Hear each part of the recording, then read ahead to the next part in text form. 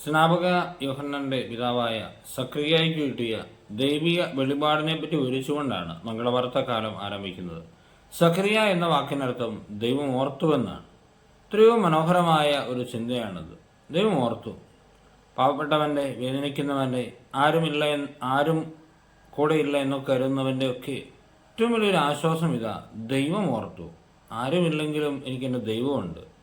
വൃദ്ധനായ അബ്രാഹം മുതൽ ഈ സക്രിയ പുരോഹിതൻ വരെ എല്ലാവരുടെയും ജീവിതത്തിൽ ദൈവം ഓർത്ത സംഭവങ്ങളെപ്പറ്റി ബൈബിൾ പറയുന്നുണ്ട്. അവരുടെ എല്ലാ പ്രതീക്ഷയും നഷ്ടമാകുന്ന സമയത്ത് ദൈവം വരെ ഓർക്കുന്നുണ്ട്. ഈ മംഗളവാർത്ത, ഏറ്റവും നല്ല മംഗളവാർത്ത ഇതാണ്: എൻ്റെ കർത്താവ് എല്ലാ സങ്കടങ്ങളിലും ഓർക്കുന്നുണ്ട്. ആരും ഓർക്കുന്നില്ലെങ്കിലും എൻ്റെ ദൈവം എന്നെ ഓർക്കുന്നുണ്ട്.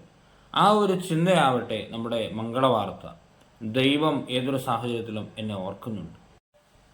ബലിപീഠത്തിൻ്റെ വലതുവശത്തു നിന്നാണ് ദൂതൻ സഖറിയായോട് സംസാരിക്കുന്നത്.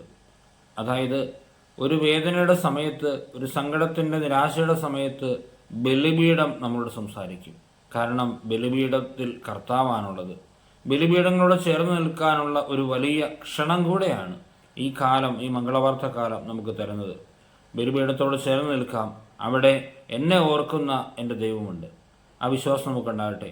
നമ്മുടെ കർത്താവ് ശംസിക്കയുടെ കൃപയും പിതാവായ ദൈവത്തിൻ്റെ സ്നേഹവും പരിശുദ്ധാത്മാവിന്റെ സഹവാസവും നമ്മളെല്ലാവരുടെയും കൂടെ ഉണ്ടായിരിക്കട്ടെ, ഇപ്പോഴും എപ്പോഴും എന്നേക്കും. ആമേൻ.